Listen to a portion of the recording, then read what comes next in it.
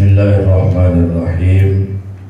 Alhamdulillahi rabbil alamin. Allahumma salli ala sayyidina Muhammadin wa ala alihi wa sahbihi ajma'in, amma ba'du. Qala musannif rahimahullahu ta'ala, nafa'ana Allah bihi wa bi'ulumihi wa bi aslarihi fid darain, amin ya rabbal alamin. Mas'alatun, bermula ini yaitu satu masalah. Iza kilalaka, apabila dikatakan kepada engkau, wa kaifa tu'minu billahi, bagaimana engkau beriman kepada Allah. Fal jawabu, maka bermula jawabnya, antakula, bahwasanya engkau berkata, innallaha ta'ala ahadun, sesungguhnya Allah Ta'ala yaitu Maha Esa, Maha Tunggal. Ay munfaridun, artinya Allah itu tunggal, bisifati, dengan sifat-sifatnya, la musyarikun lahu, tidak ada sekutu bagi Allah. Wahidun, makna satu, ay munfaridun, satu di sini artinya munfarid, yang tunggal. Esa, satu, tidak ada dua. Bizati, dengan zatnya, la syarika lahu, tidak ada sekutu lahu bagi Allah Ta'ala. Allah Maha Tunggal, Maha Esa. Hayyun, lagi hidup. Allah Maha Esa dan Maha hidup. Bihayatin qadimatin qaimatin bizati la biruhin. Allah itu hayyun, hidup dengan hidup yang qadim, ya, yang qaimatin, yang berdiri, bizati, dengan zatnya, la biruhin, bukan dengan ruh. Kita juga hidup, tapi kalau kita mah hidupnya qaimatin birruh, berdirinya kita, hidupnya kita dengan sebab adanya ruh, ruhnya dicabut, mati. Kalau Allah la biruhin, Allah tidak pakai ruh. Allah pakai apa? Hidupnya bizati, dengan zatnya Allah Ta'ala. Memang beliau Allah Maha hidup, ya udah hidup terus Allah, nggak ada matinya.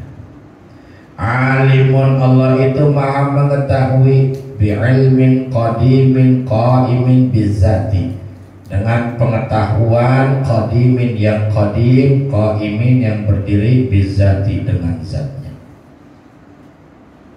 Si fulan mengetahui, Allah mengetahui, sama-sama mengetahui. Apakah sama mengetahuinya si fulan dengan Allah? Beda. Kalau Allah mah mengetahui dengan sebab dengan zatnya Allah Ta'ala. Memang Allah mah qadim, sifat ilmunya dari sonohnya sudah ilim. Kalau makhluk mah ilimnya ilim karena dia diberikan sesuatu oleh Allah, dikasih memori untuk nyimpen, ada otak buat nyimpen memori sehingga dia tahu. Kepentok otaknya, hilang memorinya. Jangan yang lain, namanya aja lupa, nama bosnya apa ya. Saha aing, saha aing. Gak tahu dia langsung. Itu namanya alimnya bukan alim yang qadim, bukan alim hakiki. Mengetahuinya kita itu karena diberitahu sama Allah dan diberikan pengetahuannya oleh Allah. Alat nyimpennya dikasih sama Allah, pengetahuannya dikasih sama Allah juga. Kalau kita mah, tapi kalau Allah mah mengetahuinya bi'ilmin qadimin qaimin bizati, memang dengan zat Allah Ta'ala, tak pakai apa-apa lagi, sudah dari sonanya Allah mengetahui. Muhitun bil wajibi, muhitin, matumnya ke ilmin aja ya, ilmin qadimin qaimin muhitin. Muhitin bil wajibi wal jaizi wal mustahili, yang meliputi kepada perkara yang wajib, yang jaiz, dan yang mustahil. Jadi pengetahuannya Allah itu, Allah tahu dengan perkara-perkara yang wajib, Allah tahu dengan perkara-perkara yang jaiz, dan Allah juga tahu dengan perkara-perkara yang mustahil. Seperti Allah dikatakan punya anak, itu kan mustahil, tapi Allah tahu, Allah dikatakan seperti itu. Buktinya di ayat Al-Quran itu ada ya. Qadirun, Allah itu maha qadir, maha mampu, bi qudratin qadimatin qaimatin bizzati. Mampunya Allah dengan sifat qudrah yang qadimah, yang qaimah bizzat. Jadi mampunya itu qadim, sifatnya qaimatin bizzat, yang berdirinya dengan zat Allah. Beda dengan kemampuan si makhluk. Kalau kemampuan si makhluk mah bukan mampu, tapi dibikin mampu. Tuh, ya. Mampunya makhluk mah bukan makhluk itu mampu, tapi dibikin mampu. Semua segala sesuatu yang memang diberikan, yang menurut kita mampu, itu bukan mampu hakiki, tapi mampu diberi kemampuan oleh Allah Ta'ala. Api mampu membakar kertas, maka bukan si api yang bakar kertas. Kalau kita meyakini yang bakar kertas itu api, kafir kita. Maka si api itu adalah makhluknya Allah, diberikan kemampuan oleh Allah untuk membakar kertas. Yang bikin kertasnya hangus juga Allah, bukan si api. Kalau orang bilangnya, guru, kalau api diberikan kekuatan sama Allah untuk membakar, berarti yang membakar kertas itu si api. Itu mukmin fasik.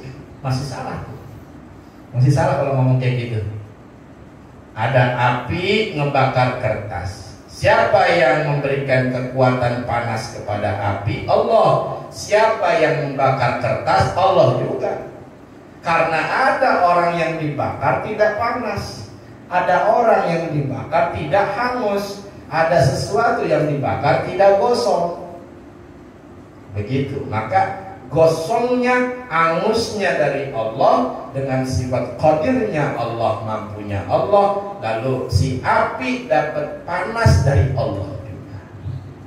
Jadi nggak boleh kita bilang api itu yang bikin panas, api itu yang kasih kekuatan panasnya Allah, lalu kemudian kertas itu terbakar oleh sebab si api. Nah, ini salah. Tetap yang menyebabkan kertas terbakar adalah Allah. Kalau Allah nggak takdirin kebakar, kebakar nggak? Enggak. Nabi Ibrahim waktu dibakar, Allah takdirin sama Allah nggak kebakar, nggak kebakar Nabi Ibrahim. Kan udah dikasih kekuatan si api untuk membakar. Kalau Allah kehendaki yang dibakar tidak akan hangus, nggak bakalan hangus. Begitu. Ini tauhid namanya, ya. Kepleset dikit, wah baik-baik. Orang begitu. Sama kayak orang sakit, lalu kemudian dia minum obat. Siapa yang nyembuhin dia? Yang nyembuhin dia siapa? Allah, bukan obat. Kalau seandainya hukumnya obat itu wajib menyembuhkan, harusnya nggak ada orang yang sakit. Rumah sakit nggak laku, yang laku apotek. Begitu ke apotek minum obat harusnya sembuh. Tapi kan enggak kenyataannya. Berapa banyak orang udah nyobain ribuan obat nggak sembuh-sembuh. Emang kalau takdirin sakit. Jadi yang ngasih sembuh bukan obat, yang ngasih sembuh adalah Allah. Obat mah hanya syariat, nyareat disebutnya. Nyareat mah bentuknya macam-macam. Ya. Pernah di dalam kitab Kifayatul Awam, itu syarahnya ada cerita tentang Nabi Musa. Waktu Nabi Musa sakit gigi, ketika Nabi Musa sakit gigi, Nabi Musa munajat kepada Allah Ta'ala, ya Allah, gigi sakit banget, gimana ini cara nyembuhinnya?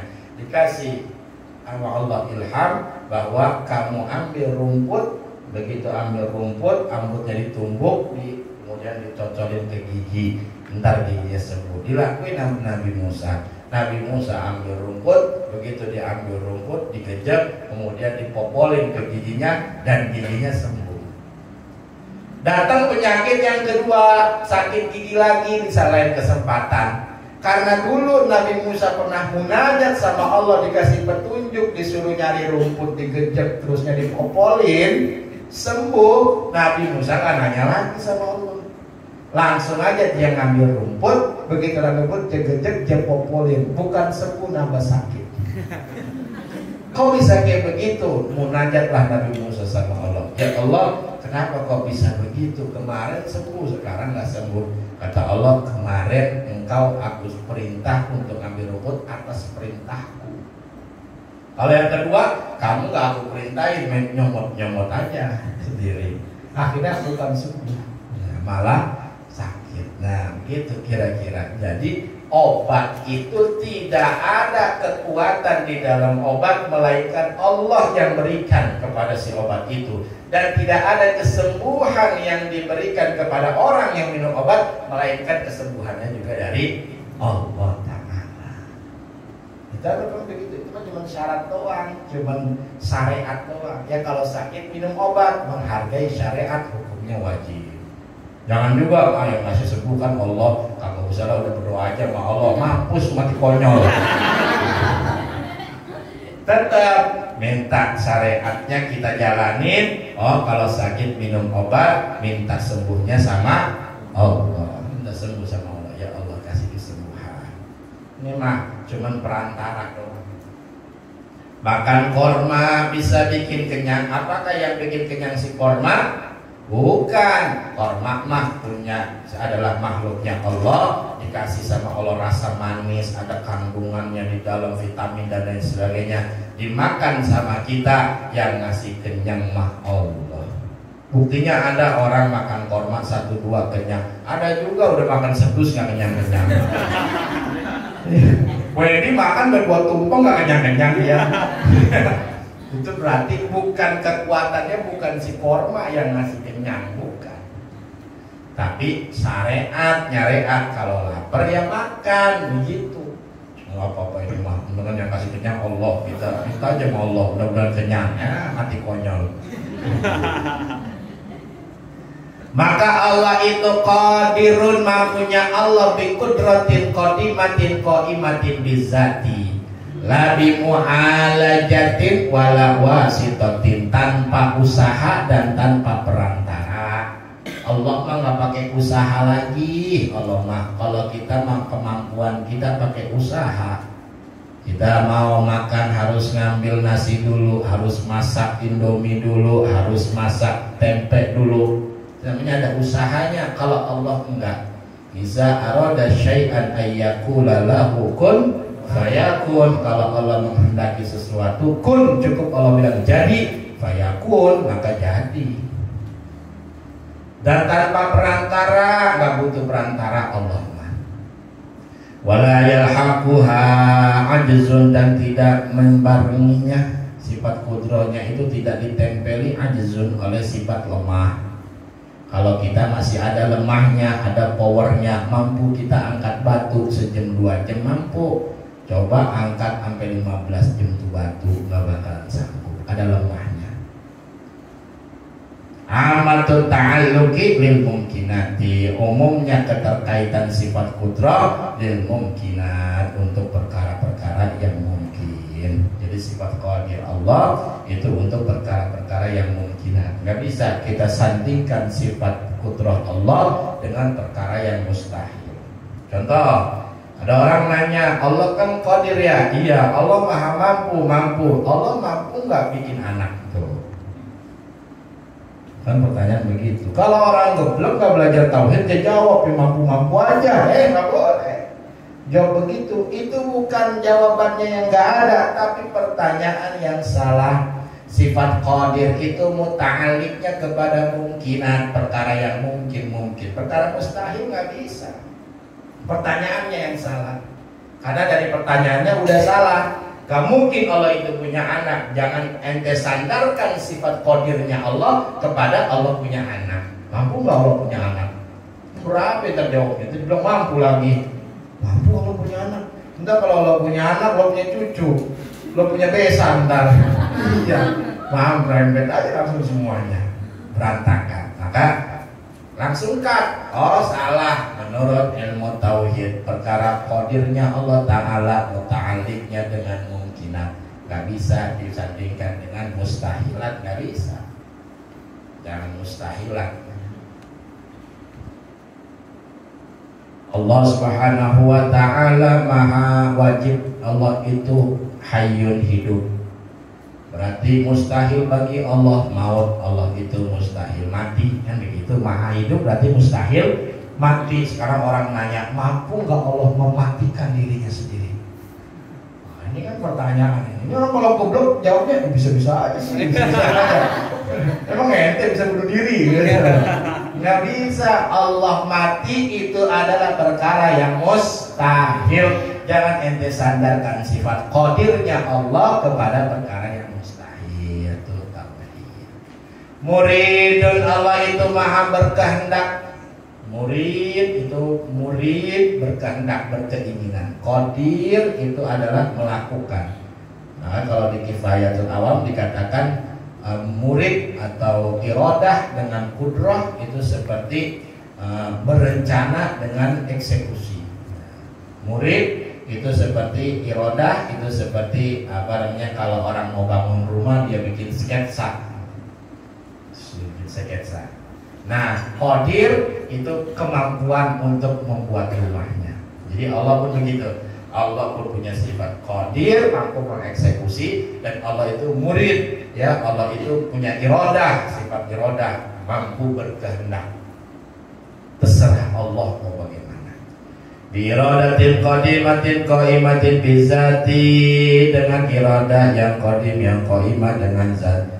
Amatin ta'alluqil mumkinat, yang merata ta'alluqnya untuk mumkinat, sama sifat qudrah sama iradah itu untuk perkara mungkinat, tidak bisa perkara mustahil, apalagi perkara wajib.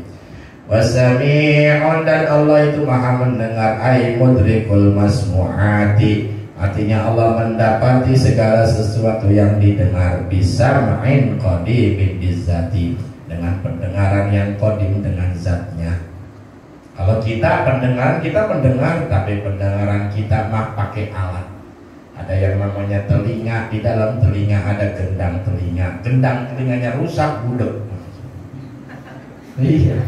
Gendang telinganya rusak, budek. Jangan rusak, ketutupan cule. Culenya kering, kebanyakan kalau dikorekin, budek langsung separoh. Itulah samaknya kita, samaknya kita. Kalau Allah mah samaknya nggak begitu. Nggak kayak kita ngedenger, kita mah ada batasnya ngedenger. Radius berapa kilometer kita bisa dengar, selebihnya kita nggak bisa dengar. Sebawah tanah, di bawah tanah, suara di bawah tanah kita nggak bisa dengar. Radiusnya terbatas. Beda dengan Allah Ta'ala, mendengarnya Allah Ta'ala.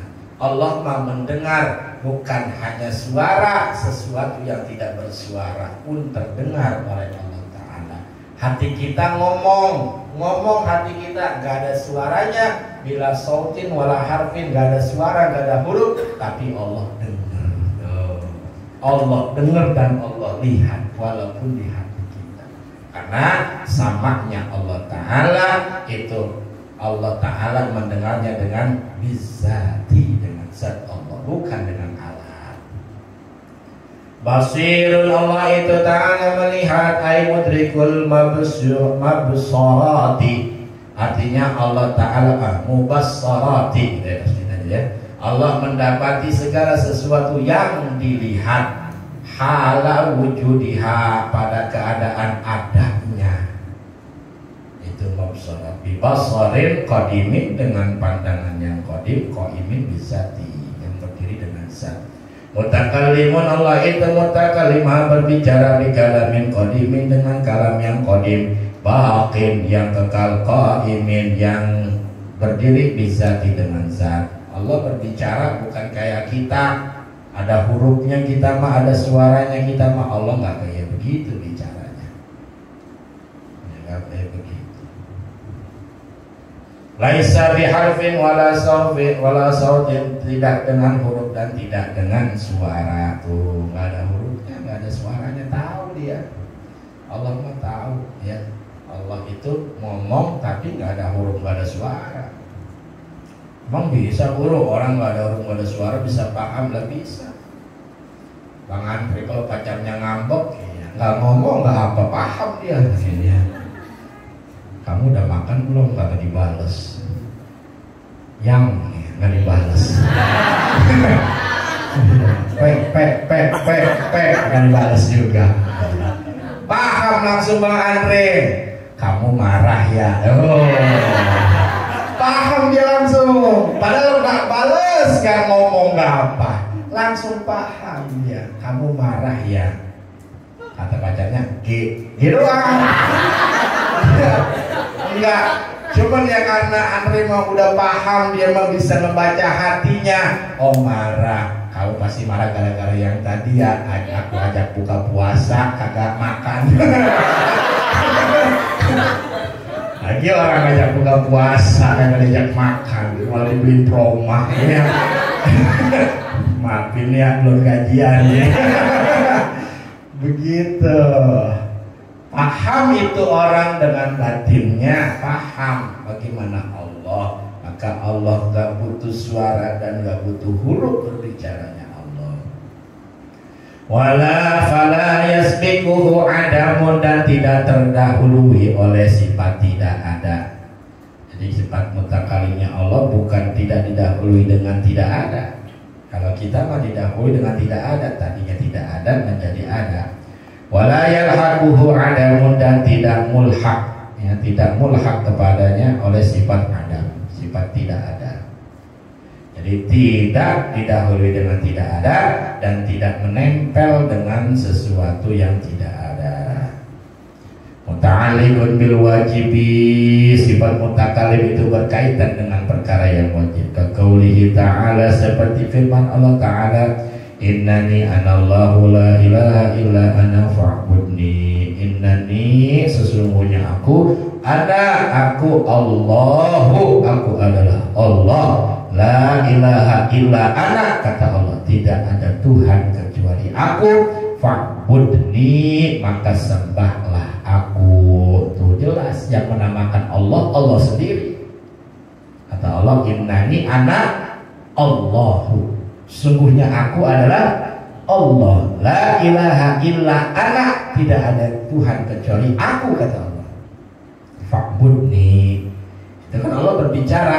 Orang berbicara dengan perkara yang wajib, ya, itu yang wajib. Fa'budni, sembahlah aku, dan Allah adalah Tuhan, itu kan wajib bagi kita. Maka Allah bicara tentang hal yang wajib, boleh. Wabil mustahil, dan terkadang Allah juga bicara dengan perkara yang mustahil. Kaqaulihi, seperti firman Allah Ta'ala, innallaha salisu salasin, sungguhnya Allah Ta'ala itu adalah anak dari bagian yang tiga. Nah itu kan orang-orang Kristen ya yang begitu ya. Allah itu apa? Tuhan Bapa, Tuhan Anak gitu kan ya. Itu kan perkara yang mustahil sebenarnya, tapi Allah tahu kalau Allah pun dikatakan seperti itu. Buktinya di ayat Al-Quran ada. Wabil jaizi, dan Allah mutakalim dengan perkara yang jaiz. Kaqaulihi ta'ala, seperti firman Allah Ta'ala, wallahu khalaqakum wa ma ta'malun, dan Allah lah yang menciptakan kalian dan apa yang kalian kerjakan. Yang apa kita lakuin dari Allah semuanya. Fasahihu, maka bermula yang sahih, annal madlulal alfazi allati taqra'uha muta'alliqatul kalamin nafsiyil qadimi, bahwasanya madlul lafaz yang kamu baca akan itu lafaz itu berkaitan dengan kalam nafsi qadim, ya. Jadi madlul alfaz itu berarti lafaz yang Allah turunkan kepada malaikat Jibril yang dari Lauhul Mahfuz, yang disimpan Lauhul Mahfuz itu madlul alfaz namanya. Itu adalah bersifat nafsil qadim. Makanya kalau ada yang nanya Al-Quran itu qadim apa hadis? Qadim itu terdahulu, hadis itu baru. Al-Quran itu qadim apa hadis? Yang mana dulu nih? Nah, Nah, kalau Al-Quran secara maknanya itu qadim dari Allah Ta'ala. Tapi kalau Al-Quran secara fisiknya Al-Quran atau Al-Quran, fisiknya itu hadis karena dipercetakan dibuatnya gitu. Tapi kalau maknanya qadim dari Allah Ta'ala. Kama qalahu Ibnu Qasim, sebagaimana telah berpendapat seperti itu Ibnu Qasim. Wattafaqu ala zalika jami'ul mutaakhirin, dan bersepakat atas hal itu oleh seluruh ulama mutaakhirin. Jadi madlul alfaz itu juga banyakkan yang bilang bahwa nafsul qadim juga ya, yang diturunkan malaikat Jibril kepada Nabi Muhammad SAW, lafaznya itu ya, sekalipun itu pakai alfaz, madlul alfaz itu tetap qadim, maknanya mah tetap dari Allah Ta'ala. Bahasanya aja menggunakan bahasa awam.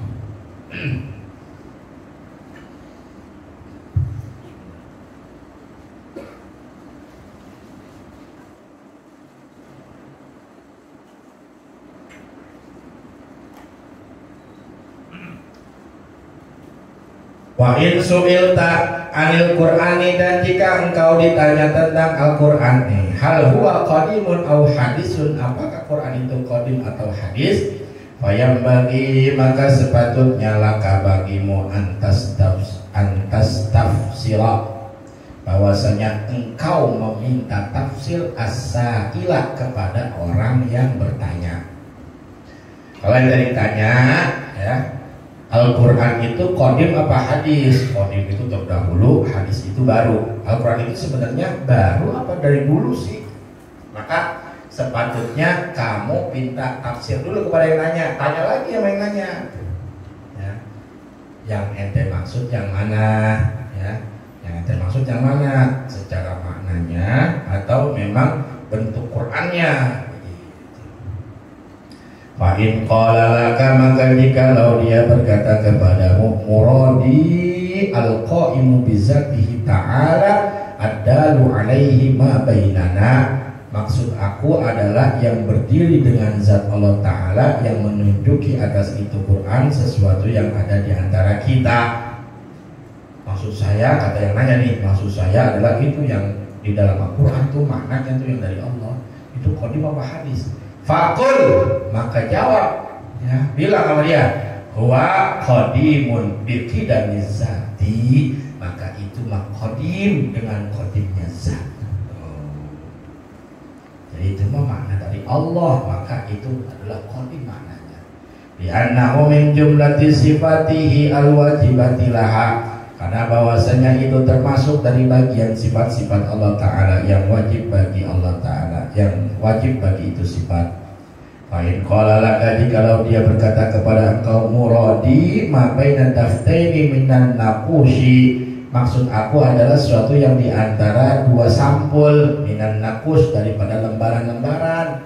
Bukan itu maksud saya Al-Qur'annya, Al-Qur'an yang ini nih, yang cetakan nih, lembarannya nih, kertasnya nih, ini qadim apa hadis? Faqullahu, maka katakan kepadanya, zalika hadisun, itu mah hadis, itu mah baru. Bihulusin naqushi wa kadzalika al-alfazi, dengan adanya naqush ya, lembaran-lembaran, wa kadzalika al-alfaz, begitu juga lafaznya. Fa in qala laka, jika ia berkata kepada engkau, muradi min haisul madlul, maksud aku dari sekira-kira yang madlulnya. Yang madlulnya nih, faqullahu inna madalla ala zatihi aw sifatin min sifatihi aw hikayatin lahu ta'ala huwa qadimun. Jika sesuatu itu menunjuki atas zat-zat, atas zatnya atau sifat daripada sifat Allah, atau cerita bagi Allah Ta'ala, itu merupakan qadim. Wa madalla ala al-hawadisi aw sifatihi mislu zawatil makhluqati aw sifatiha kajahdina wa ilmina huwa hadisun. Dan apabila yang menunjuki atas hawadis, salah satu yang baru, au sifatiha, atau sifat-sifatnya, itu hawadis, semisal zawatil makhluqat, seperti zat makhluk-makhluk, au sifatiha, atau sifat-sifat makhluk, kajahdina, seperti tidak tahunya kita tentang makna Quran, wa ilmina, dan mengetahuinya kita, huwa hadisun, itu juga hadis ya. Maka dalika hikayatul hawadisi, begitu juga cerita-cerita yang baru. Wasumiyat tilka ibaratu bikalamillahi, maka dinamakanlah itu ibarat, itu ungkapan bikalamillahi, dengan kalamullah. Fa innaha, maka sesungguhnya itu ibarat dalatun ala kalamillahi ta'ala, menunjuki atas perkataan Allah Ta'ala. Fa inna maknahu, maka sesungguhnya maknanya innama yutawahhamu biha, yutafahamu biha, sesungguhnya itu dipahami biha, dengan itu dalah. Fa'in ubira anhu bil arabiyyati, maka jikalau diungkapkan dengan bahasa Arab, fahuwa Qur'an, maka itu Qur'an. Quran itu apa? Ya kalamullah, semuanya kalamullah. Kalau diibaratin dengan bahasa Arab, diungkapkan dengan bahasa Arab, namanya Al-Quran. Fa'in ubira anhu bil ibraniyyati, ibraniyati ya, bahasa Ibrani. La'ala shawab ya.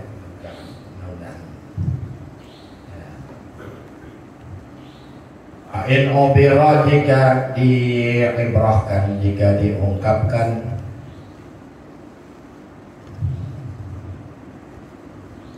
Ain ubira anhu bil ibraniyati, gitu. Jikalau diungkapkan darinya dengan bahasa Ibrani, fahuwa lughatul Yahudi, maka itu lughat orang Yahudi. Coba nih dicetakan tadi.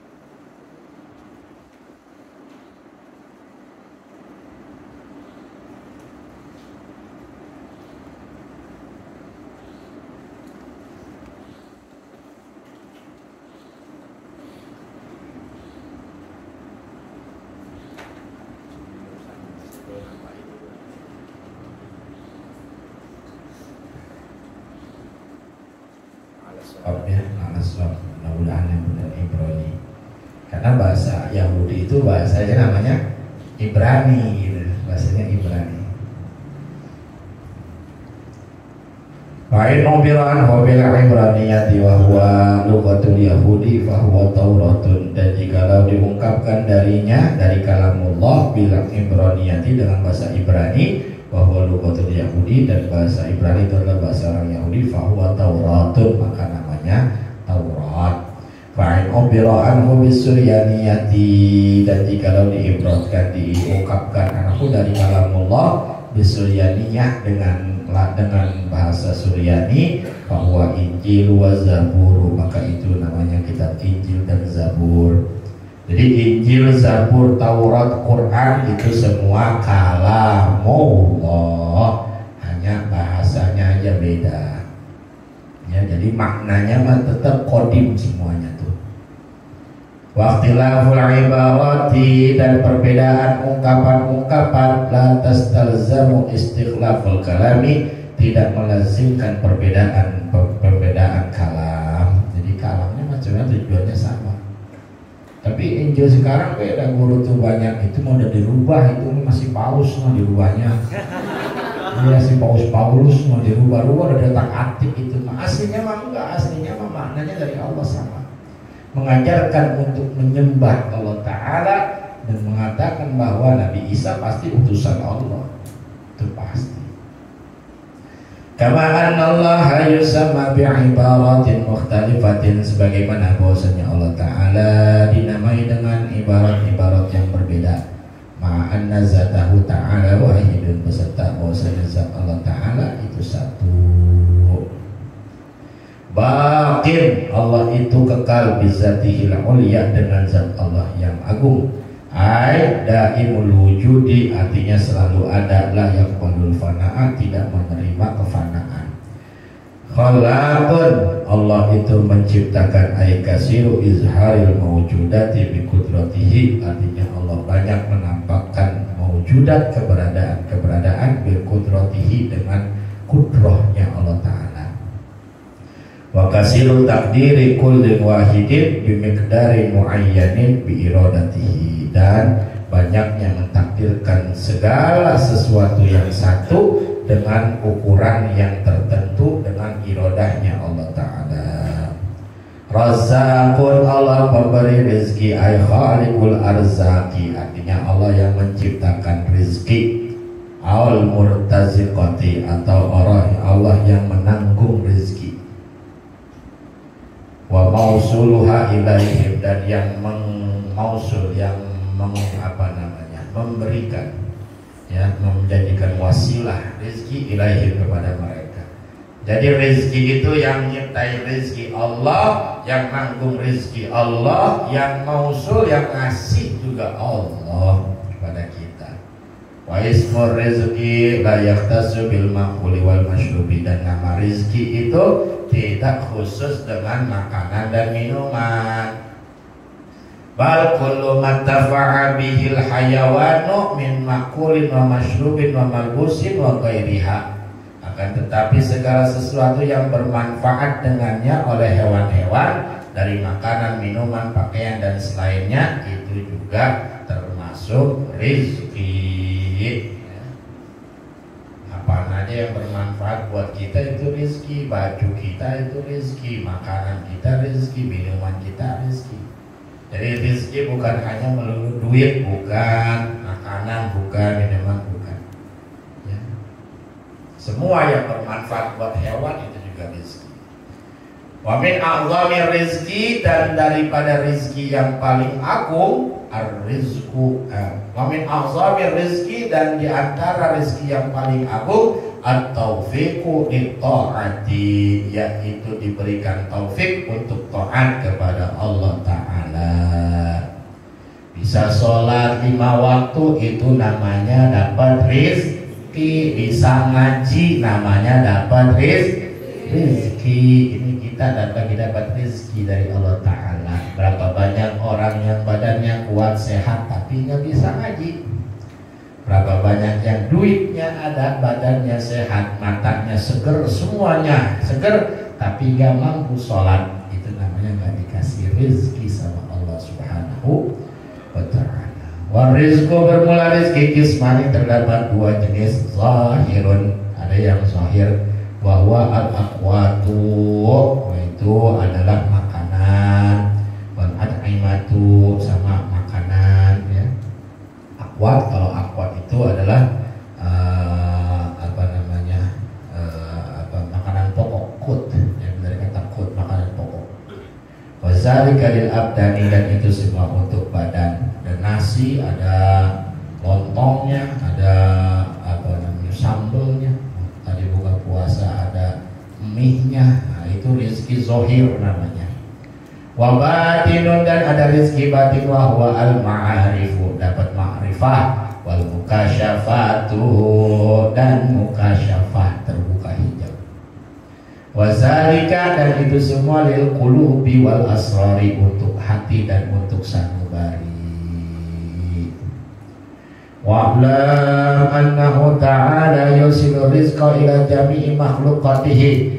Ketahuilah olehmu bahwasanya Allah Ta'ala menyampaikan rezeki kepada seluruh makhluk-makhluknya Allah. Fa inna min asbabi sa'ati rizki, dan sesungguhnya di antara sebab daripada luas rezeki, nih kalau mau rezeki banyak sebabnya. 1, kasratas sholati, memperbanyak sholat. Liqaulihi ta'ala, karena ada firman Allah Ta'ala, wa'mur ahlaka bis-sholati wastabir 'alaiha, perintahkanlah keluargamu untuk sholat dan sabar atas sholat. La nas'aluka rizqan, kami tidak meminta kepada engkau rezeki. Nahnu narzukuka, kami, kata Allah, yang akan berikan rezeki kepadamu. Wal aqibatu littaqwa, dan balasan bagi ketakwaan. Capek-capek kerja nyari duit pontang-panting tapi kagak sholat, nggak taunya masalahnya cuman karena kagak sholat. Rezekinya seret, rumah tangga berantakan, anak pada bangor banget.